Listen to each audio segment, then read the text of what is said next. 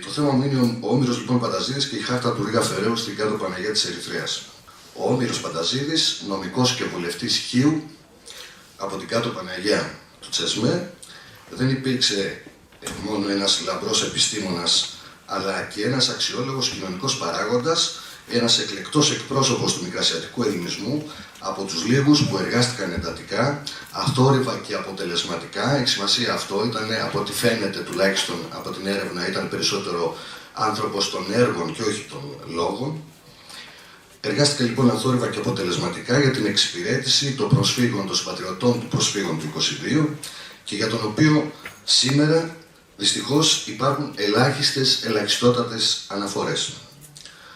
Γόνος αρχοντικής οικογένειας και ιστορικής οικογένειας, γεννήθηκε το 1869 στην Κάτω Παναγιά του Τσεσμέ, όπως είπαμε, και πέθανε στην Αθήνα, στο Μαρούσι, κυδεύτηκε στο νεκροταφείο Ανορυσίου, στις 19 Απριλίου του 1961, σε ηλικία 92 ετών. Ο προπάπους του, Χριστόδουλος Πανταζής, μιλάμε για τον Όμηρο Πανταζίδη, ο προπάπος του Χριστόδουλος Πανταζής, πλούσιος έμπορος στη Βιέννη, καταγόμενος από τη Ζαγορά του Πηλίου, ήταν συνεργάτης και πιστός φίλος του Ρίγα Βελεστιλή. Μετά τη σύλληψη και την εκτέλεση του Ρίγα, ο Χριστόδουλος, καταδιωκόμενος από τους Τουρκούς, πέρασε απέναντι, βρήκε καταφύγιο στη Μικρά Ασία, από το Αϊβαλί κατέβηκε προς στην Ερυθρέα, βρήκε λοιπόν καταφύγιο και ασφάλεια στο Τσιφλίκι Παναγιά του Τσεσμέ. Η Κάτω Παναγιά, ακόμα και σήμερα στα τουρκικά λέγεται Τσιφλίκ. Βλέπουμε την παλιά φωτογραφία, υπήρχε προς τα πίσω στο βουνό το χωριό που ήταν το χωριούδι που λέγανε, ήταν στα βουνά, γι' αυτό και ήταν έτσι χώρος κρυψώνας για το Χριστόδουλο Πανταζή, το χωριούδι που έμεινε αργότερα ως Άνω Παναγιά, γιατί ο Χριστόδουλος Πανταζής τους έπεισε να κατέβουν προς τα νότια και προς την Παναγία που υπήρχε εκεί και έτσι ονομάστηκε το χωριό Κάτω Παναγιά. Λοιπόν, το χωριό της Κάτω Παναγιάς λοιπόν βρήκε καταφύγιο εκεί και ασφάλεια στο Τσιφλίκι της Κάτω Παναγιάς με τον αμυγή χριστιανικό πληθυσμό ως δάσκαλος και αγωνιστής των ιδεωδών του έθνους και άλλαξε το επίθετό του σε Πανταζίδης εκείνη την περίοδο. Μαζί του έφερε και ένα αντίτυπο της χάρτας του Ρίγα Φεραίου, του οποίου τελευταίος κληρονόμος ήταν ο βουλευτής Όμηρος Πανταζίδης, για τον οποίο ερευνούμε τα στοιχεία. Ο Όμηρος τώρα τελείωσε το δημοτικό σχολείο στην Κάτω Παναγιά, το Αρηναγωγείο, στη συνέχεια αποφοίτησε από την Ευαγγελική Σχολή Σμύρνης και εγγράφηκε στη Νομική Σχολή της Αθήνας. Ήταν εύπορης οικογένειας. Επέστρεψε στην πατρίδα του αμέσως μετά τον θάνατο του πατέρα του Χριστόδουλου και ασχολήθηκε με την οικογενειακή επιχείρηση και το εμπόριο της σταφίδας. Σε λίγα χρόνια κατάφερε να γίνει ένας από τους μεγαλύτερους σταφιδέμπορους της Ερυθρέας. Παράλληλα, ανέπτυξε μεγάλη πολιτιστική, πνευματική και εθνική δράση στον Φιλολογικό Σύλλογο της Κάτω Παναγιάς, το Άργενον, ο οποίος ιδρύθηκε το 1886. Στην Κάτω Παναγιά είχε δύο τέτοιες συλλόγους, το Άργενον και την Ομόνια. Ένα μικρό χωριό, ελληνοχώρι, των 3-4 κατοίκων.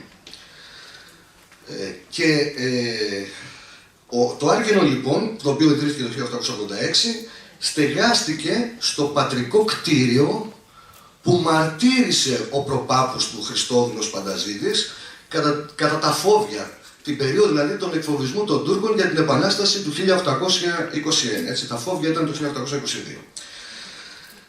Με το κίνημα των Νεοτούρκων το 1908 επικρατεί νέα περίοδος φόβου στην περιοχή. Ο Όμηρος Πανταζίδης αποφάσισε τότε να δωρήσει για περισσότερη ασφάλεια τη χάρτα του Ρίγα, στο Μουσείο της Ευαγγελικής Σχολής Σμύρνης. Το έκανε αυτό την επόμενη χρονιά, το 1909, γνωρίζοντας τότε ότι η σχολή τελεί υπό την αγγλική προστασία. Μετά τον πρώτο διωγμό του 1914, ο ελληνικός πληθυσμός της Κάτω Παναγιάς και ολόκληρης της επαρχίας της Ερυθρέας αναγκάστηκε φυσικά να υπατριστεί στην Ελλάδα και το εξωτερικό, οι περισσότεροι πέρασαν απέναντι. Ο Πανταζίδης λοιπόν θεώρησε και αυτός ως βάση παλινόστησης στοιχείο και έτσι μετέφερε και την επιχείρησή του στο νησί μαζί με τα αδέλφια του Ξενοφόντα, Αριστοφάνη και Κλειό. Στο νησί έφτασαν το 1914 36.000 περίπου πρόσφυγες, κυρίως από την απέναντι χερσόνησο της Ερυθρέας, Αλάτσατα, Τσεσμές, Κάτω Παναγιά, Αγία Παρασκευή, Ρεΐστερη και την επαρχία των Καραγκούρνων και ελάχιστοι από την περιοχή από τη Σμύρνη και τις περιοχές της. Αμέσως και τώρα στήθηκαν οι πρώτες σκηνές, οι πρώτοι προσφυγικοί καταβλισμοί σε διάφορες περιοχές, στο Σφρούριο που λέμε, γιατί το Φρούριο η Χίος είχε απελευθερωθεί λίγα χρόνια πριν και υπήρχαν τουρκικά ακίνητα, τη Δασκαλόπεδρα και το Κοντάρι. Εδώ δείχνουμε μια αρκετά σπάνια φωτογραφία, είναι το 1914. Είναι οι πρόσφυγες στο Κοντάρι της Χίου, είναι ακριβώς απέναντι από την Κάτω Παναγιά. Λέγανε δηλαδή ότι με τα καΐκια θα βγάλουν γραμμή απέναντι για το Κοντάρι. Λοιπόν, και αν παρατηρήσουμε καλά την φωτογραφία θα δούμε ότι πρόκειται για, θα λέγαμε, και αστούς πρόσφυγες. Βλέπουμε καπελίνα, βλέπουμε διάφορα, δεν ξέρω αν το παρατηρείτε, έτσι, και δίπλα η θάλασσα. Η περιοχή το Κοντάρι είναι σήμερα, για όσους είναι από τη Χίο, είναι πριν το αεροδρόμιο της Χίου. Έτσι. Στο διάστημα της πενταετούς προσφυγιάς, ασχολήθηκε σχεδόν αμέσως με τα προβλήματα των συμπατριωτών του και προσφέροντας τις υπηρεσίες του και βοηθώντας οικονομικά όπου υπήρχε ανάγκη. Ό,τι αίτημα υπήρχε, ο Πανταζίδης ήταν εκεί για να βοηθήσει και οικονομικά. Το Δεκέμβριο του 1914 ιδρύθηκε από τους πρόσφυγες δασκάλους, μαζί με τους πρόσφυγες ήρθαν και πολλοί πρόσφυγες δάσκαλοι, έτσι, από την Κριναία σχολή κλπ. Τον Δεκέμβριο λοιπόν του 1914 ιδρύθηκε από τους πρόσφυγες δασκάλους, ο Ψαλτάκης κλπ. Το σχολείο προσφύγων στο Φρούριο της Χίου. Μέχρι το Φεβρουάριο του 1915 λειτουργήσαν 3 σχολεία προσφύγων με 700 μαθητές. Δηλαδή, οργανώθηκε μια κοινότητα στοιχείο με όλα τα προβλήματα. 3 προσφυγικά σχολεία με 700 μαθητές μέσα σε ένα χρόνο. Τα πρώτα προσφυγικά σχολεία σε όλη την Ελλάδα. Με τη στήριξη των προσφύγων ανέλαβε ο Όμηρος για 5 χρόνια πρόεδρος της Γενικής Αντιπροσωπείας των Προσφύγων της Ερυθρέας. Εφόσον οι περισσότεροι στοιχείο ήταν από την Ερυθρέα, ας πούμε το επίσημο όργανό τους απέναντι στο κράτος κλπ. Ήταν η Γενική Αντιπροσωπεία των Προσφύγων της Ερυθρέας. Οι πρόσφυγες τότε οργανώθηκαν σε 2 μεγάλα σωματεία. Ερυθρέα μιλάμε πάντα. Το πρώτο σωματείο ήταν η Γενική Ένωση Προσφύγων Κρίνης Τσεσμέ και το δεύτερο ήταν το Σωματείο Προσφύγων Περιφέρειας Καραγκούρνων, η Ελπής. Δηλαδή Καράμπουρνα και Τσεσμέ σε 2 διαφορετικές μεγάλα σωματεία. Τον Οκτώβριο του 1915 τους εκπροσώπησε στο Παμπροσφυγικό Συνέδριο της Θεσσαλονίκης και Παμπροσφυγικό Συνέδριο στην πρώτη προσφυγιά. Νομίζω ότι είναι θέματα αυτά για έρευνα, τα οποία τα ακούμε ίσως για πρώτη φορά. Τους εκπροσώπησε λοιπόν στο Παμπροσφυγικό Συνέδριο της Θεσσαλονίκης, αφού προηγουμένως είχε συμμετάσχει μαζί με άλλες προσωπικότητες, τον Χριστόφορο Ροδοκανάκη, τον Χατζηφραγκούλη, Ανδρεάδη, Κωνσταντίνο Σπανούδη, τον ιδρυτή της ΑΕΚ κλπ. Στην Επαναστατική Επιτροπή της Χίου. Με την αποβίβαση του ελληνικού στρατού στη Σμύρνη, καταφτάνει σχεδόν αμέσως και καταβάλει προσπάθειες στην ύπατη αρμοστία για την παλινόστηση των προσφύγων στις πατρογονικές εστίες, η οποία παλινόστηση ξεκινάει, θα λέγαμε, κάπως οργανωμένα, ίσως το τέλος Οκτωβρίου του 1919. Αγωνίζεται για την οικονομική τους στήριξη, ώστε να επισκευάσουν τα καταστραμμένα σπίτια, τις εκκλησίες, αναζητεί λύση για κάθε πρόβλημα που προκύπτει. Το Μάρτιο τώρα του 1920, ο Πανταζίδης συναντά στη Σμύρνη ένα συγγενή του, το βαφτισιμιό του, το Θεόδωρο Κυρκίδη, το οποίο και τη μαρτυρία έχουμε, είναι βασική μαρτυρία. Ο οποίος ο Κυρκίδης είναι από την Κάτω Παναγιά και αυτός, έχει καταταγεί στον ελληνικό στρατό ως μικρασιάτης της περιοχής, υπηρετεί λοιπόν στη φρουρά της Σμύρνης και παρακολουθούν, έχουμε την καταγραφή ότι παρακολουθούν μαζί με τον Όμηρο στις 28 Μαρτίου την ορκομοσία των νεοσύλλεκτων Μικρασιατών στην πλατεία των Στρατών. Αυτό που υπόθηκε και προηγουμένως δηλαδή, με τους Μικρασιάτες που κατατάχθηκαν στο ελληνικό στρατό. Ο Κυρκίδης γνωρίζει μόνο από αφηγήσεις την ιστορία του κοιμηλίου της οικογένειας Πανταζίδη με τη χάρτα του Ρήγα και ζητά από τον Όμηρο να την δει στο Μουσείο της Ευαγγελικής Σχολής.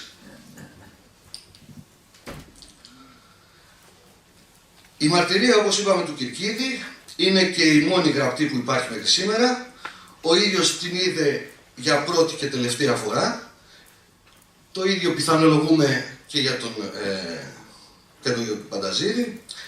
Και την περιέγραψε όσο καλύτερα μπορούσε σε άρθρο του στην εφημερίδα Προσφυγικός Κόσμος, το 1961, το οποίο αναδημοσιεύτηκε στο δελτίο της Κάτω Παναγιάς το Φεβρουάριο του 1962. Γράφει λοιπόν ο Κυρκίδης. Είχε διαστάσεις 1 μέτρο επί 1,30, τυπωμένη πάνω σε καλό αλλά λίγο χοντρό χαρτί, με εμφανή τα σημεία δίπλωσης. Απεικονίζονταν η Χερσόνησος του Έμμου και μέρος της Μικράς Ασίας. Στα περιθώρια απεικονίζονταν διάφορες παραστάσεις, η Κωνσταντινούπολη με την Αγία Σοφιά και η Αθήνα με την Ακρόπολη.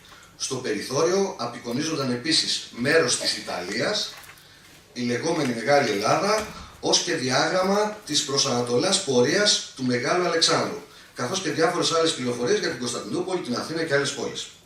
Έφερε δε τον τίτλο, κάπου εκεί προφανώς εδώ υπάρχει υπογραφή του Ρήγα, έφερε τον τίτλο «Ρήγα Βελεστινλή του Θεταλού, χάριν των Ελλήνων και Φιλελλήνων 1797», καθώς και η διόχειρη αφιέρωση «Δούλο Χριστού εεν ζήν, Ρήγας Βελεστινλής». Τώρα, προφανώς το δούλος Χριστού ήταν το Χριστόδουλος, έτσι, δούλος Χριστού εεν ζήν σημαίνει πάντα ζει, πάντα ζεις δηλαδή. Άρα ήταν δηλαδή το διακριτικό ψευδόνυμο του Χριστόδουλου Πανταζή.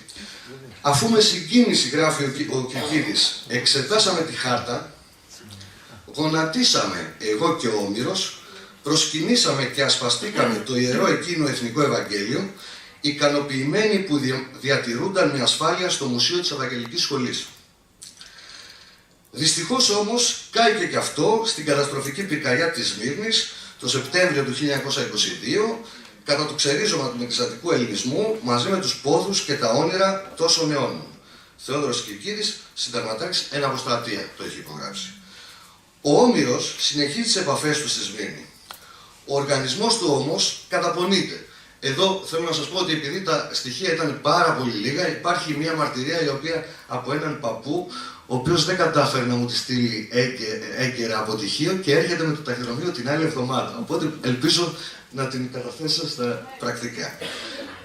Πιθανολογείται ότι είχε χάσει και την κόρη του, τη μονάκροβη κόρη του, και είχε διάφορα προβλήματα υγείας. Καταπονείται λοιπόν ο οργανισμός του, ασθενή, και την άνοιξη του 1922 καταφεύγει για θεραπεία στην Αθήνα, μαζί με τη γυναίκα του Κατερίνα, το γένος Γεωργιάδη. Η καταστροφή τον βρίσκει στην Αθήνα. Αποφασίζει να επιστρέψει στη Χίο και συνεχίζει εκ νέου τους αγώνες, τις προσπάθειες για την ανακούφιση των δύστιχων συμπατριωτών του. Το νησί της Χίου αλλάζει και πάλι όψη, καθώς παντός είδους πλεούμενα αποβιβάζουν πάλι συνεχώς νέους πρόσφυγες. Το Νοέμβριο του 1922 καταγράφονται από τις υπηρεσίες 38.000 πρόσφυγες, πάλι κατά τον ίδιο τρόπο. Αυτή τη φορά η λύση των προσφυγικών ζητημάτων απαιτούσε ενότητα και σύμπνοια μεταξύ των προσφύγων. Δυστυχώς όμως, όπως θα δούμε παρακάτω, υπησήλθε ο κομματικός διχασμός. Η μεγάλη πλειοψηφία των προσφύγων της Χίου, και θα λέγαμε και γενικότερα των προσφύγων σε όλη την Ελλάδα, αλλά μιλάμε τώρα για τη Χίο, ακολούθησε την παράταξη των φιλελευθέρων του Ελευθέρου Βενιζέλου, έτσι. Η οποία όμως, προσέξτε, και αυτή στη Χίο ήταν χωρισμένη στα δύο, ήταν σε δύο κομμάτια. Την παράταξη Ροδοκανάκη, γιατί λέγανε υπήρχε και το Ροδοκανακικό κόμμα στη Χίο, και τη μερίδα των Ανδρεάδη, Καλκοβορέση και Χορέμη. Τώρα, για μια δεκαετία και πλέον, οι πρόσφυγες αποτελούσαν στοιχείο τη δύναμη εκείνη που εξασφάλιζε την κομματική επιτυχία.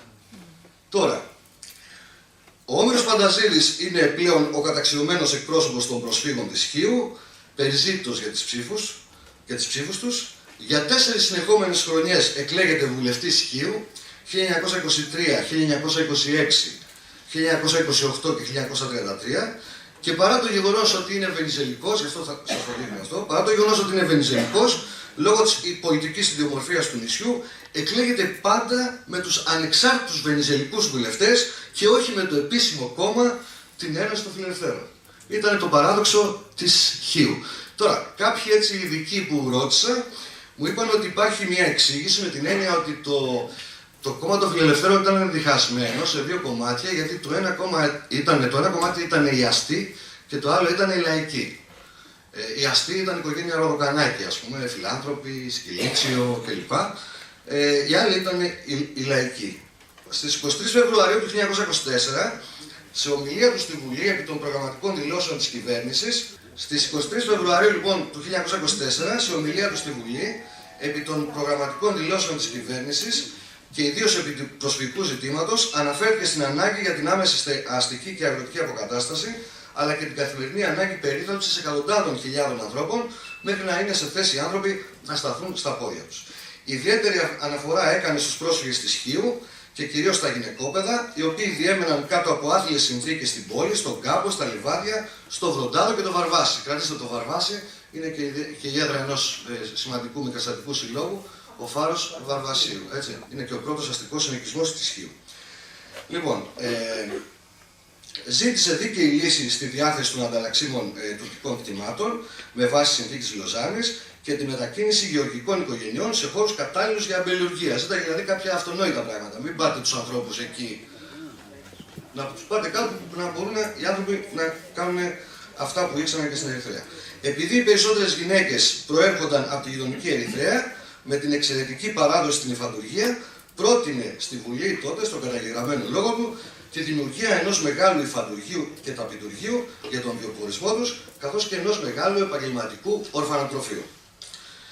Η εγκατάσταση των άστεγων οικογενειών στο πρώτο αστικό συνοικισμό του Βαρβασίου, όπως είπαμε, γίνεται στο τέλος του 1926. Τότε φτιάχνει δηλαδή και περισσότεροι αστικοί συνοικισμοί. Υπουργός πρόνοιας τότε ήταν Χιώτης στην καταγωγή, ήταν καλή η συγκυρία, ο Ηλίας Ασπιώτης.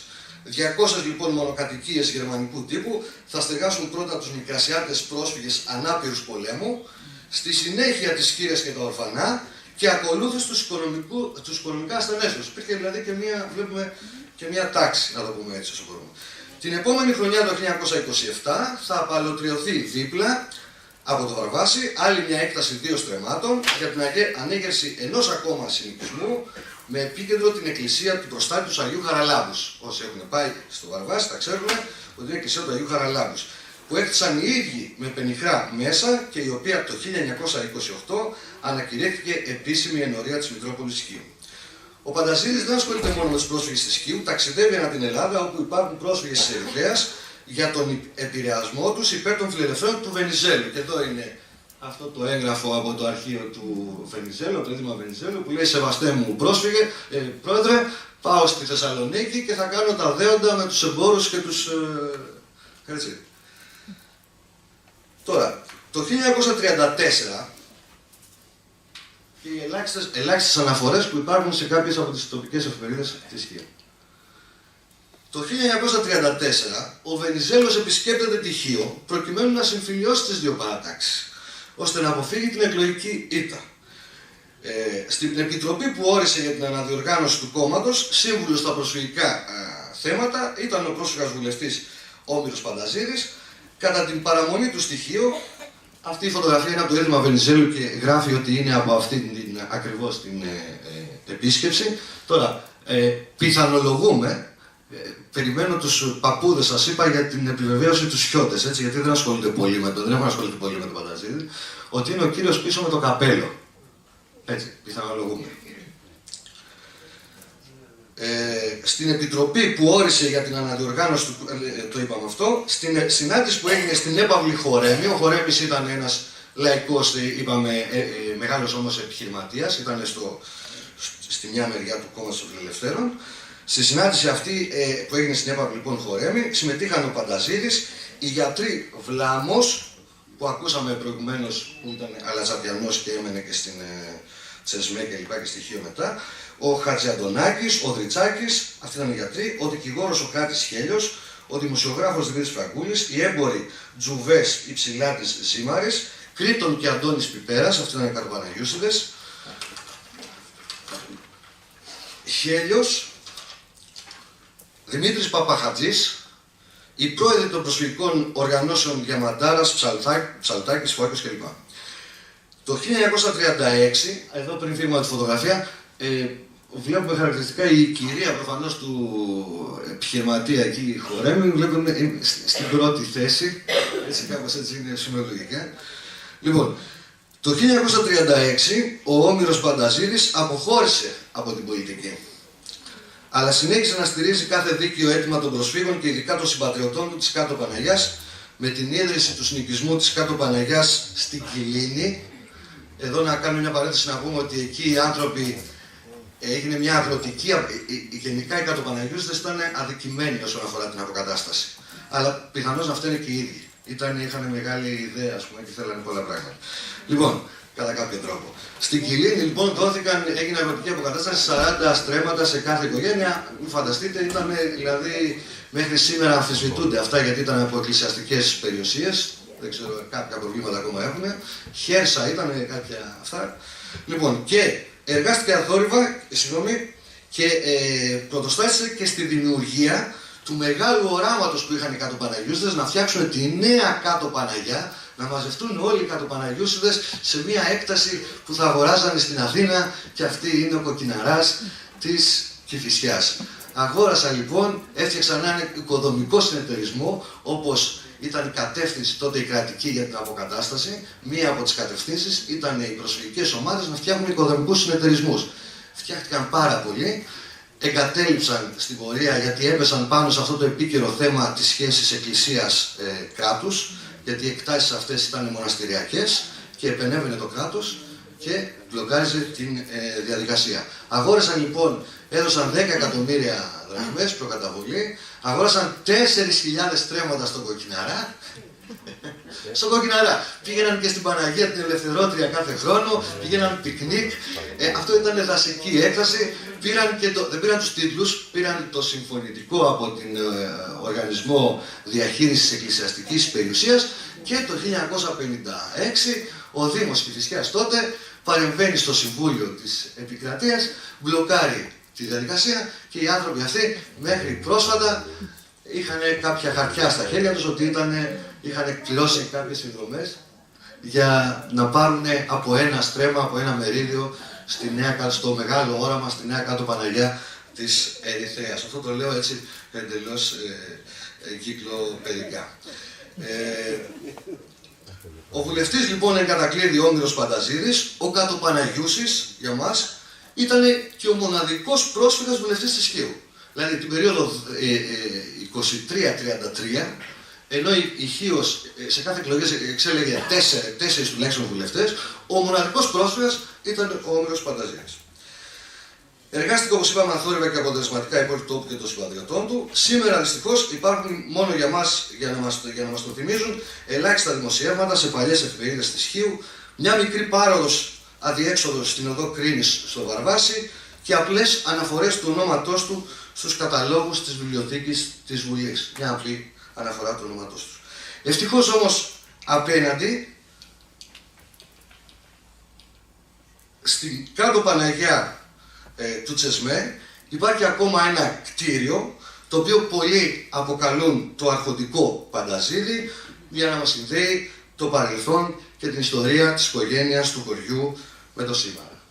Το αρχοντικό Πανταζίδη είναι κάπου εδώ. Πολλοί λένε ότι είναι το αρχοντικό Πανταζίδη. Είναι από τα ελάχιστα κτίρια τα ελληνικά που σώζονται σήμερα στην Κάτω Παναγιά. Σας ευχαριστώ πολύ.